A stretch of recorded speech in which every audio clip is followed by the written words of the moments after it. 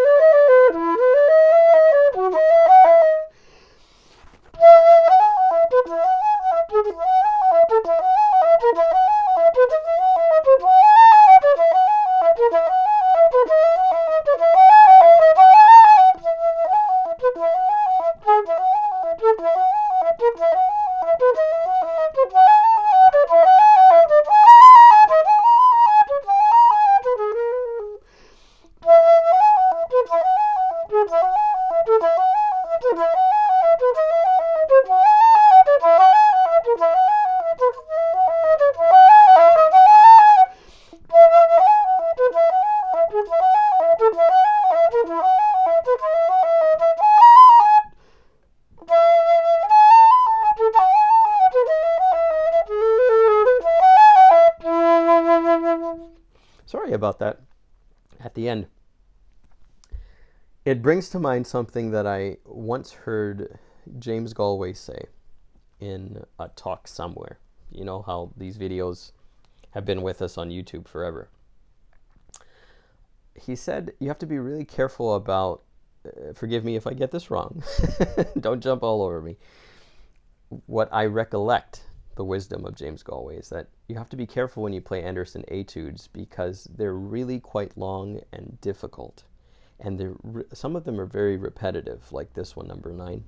So not only is it a test of the technical ability, your fingers, your air, all of those things that we practice every single day to become better flute players, but it's a test of your focus as well. And I got into the meditative sway of this repeating motive over and over again, that when the motive actually changed at the last line in the last 3 measures of the piece, I was totally caught off guard. So let's start with that. Don't let the monotony of some of these etudes distract you from staying on course and being very focused. Okay, so what can I teach you in number 9? Let me talk about additions for a minute. I have not done this formally in these Andersen videos, but this etude makes the perfect point. When I look at the tempo of this piece, I have quarter note equals 66. Okay, so then I would go to the metronome over here, and I would put it on 66. Okay, at quarter note equals 66, then the tempo would be quite brisk. It would be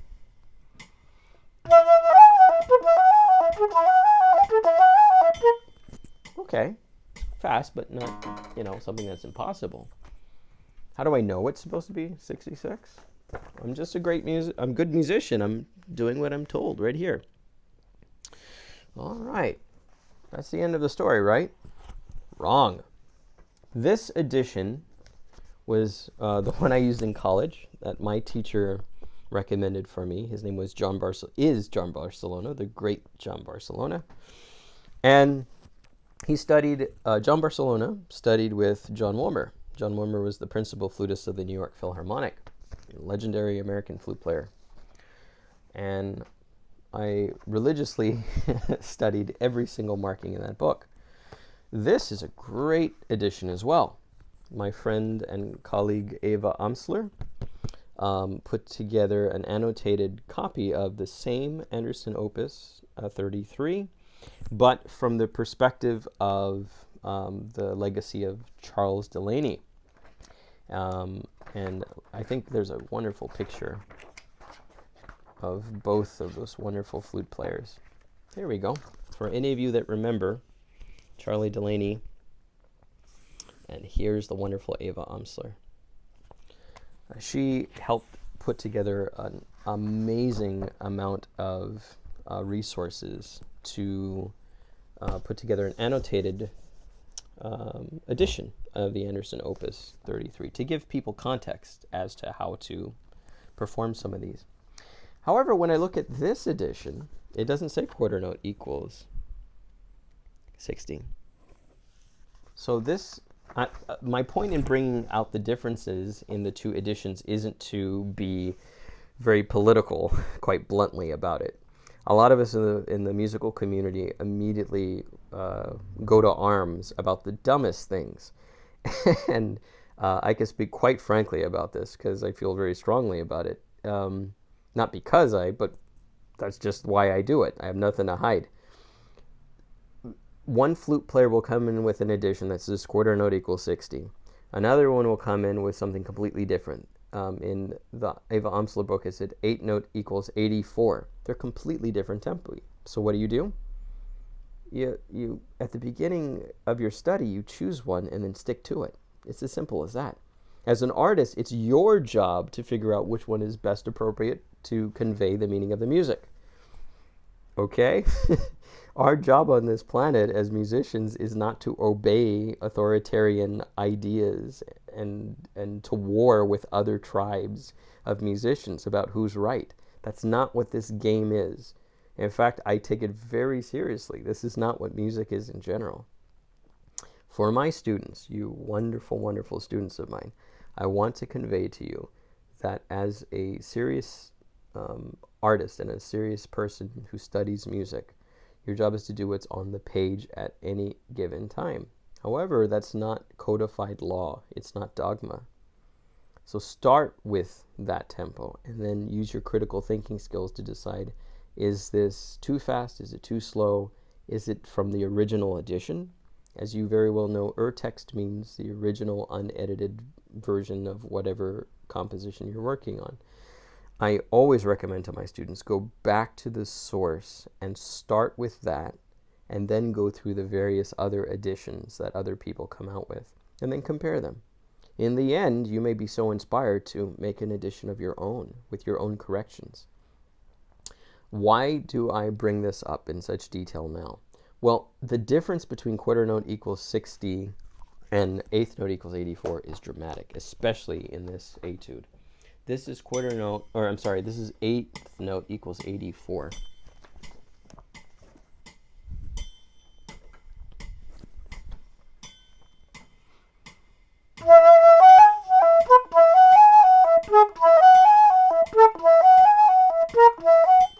Quite a bit slower. So, my recommendation, start at the eighth note level so that you can get the fine details. Now let's talk about some of those fine details. In the first measure, we have a bifurcated rhythm. We have two groups of triplets in general, and the first one is a dotted 16th note with a 32nd note. So if you have your metronome on that 84 pulse,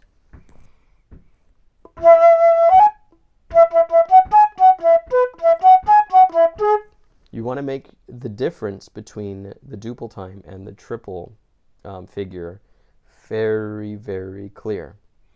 I recommend when you're practicing it, every time you have a dotted rhythm, that you actually play 3 16th notes in the place of the, play 3 32nd note subdivisions every time you have a dotted 16th note. That way you can make sure that you place the actual written 32nd note where it should be. Here's the tempo.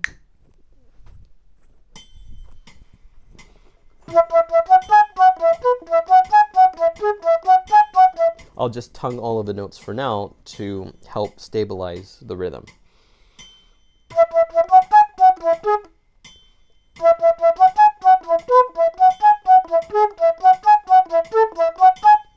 Okay? In general, all of us have a tendency to take dotted rhythms and make them inaccurate. When we play them with a relaxed sensibility, they usually resemble a triplet rather than the very strict dotted rhythm with a fast 16th note, 32nd note, etc. I want you to be really, really on top of that rhythm, and don't be lazy about it. Subdivide it perfectly, and then go into the loop of 16th note triplets. The next thing I'd like to talk about is every first note of those groupings of 6 notes should come out as a hidden melody.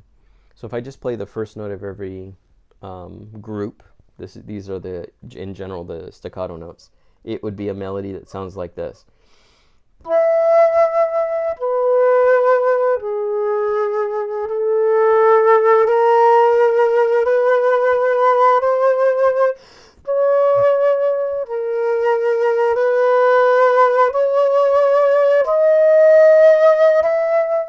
We've talked about this concept before. When you have a flurry of notes, we as musicians have to cut through all of the weeds to find the hidden melody. Some people call it finding the skeleton. We have a whole body of complex organs and skin and hair and all of that. Well, if we strip all of that away, we're at our basic. We have our bones. That's the bones of the melody. Other people call it the line. How does the line move? What is the, and at the most extreme level, if you do Schenkerian analysis, then you can go crazy with distilling all of the notes into the most important tonal features. So bring out, for me, as your flute teacher, I want you to bring out the first note of every grouping and make all of the rest of the notes subdued and dynamic. Demonstration.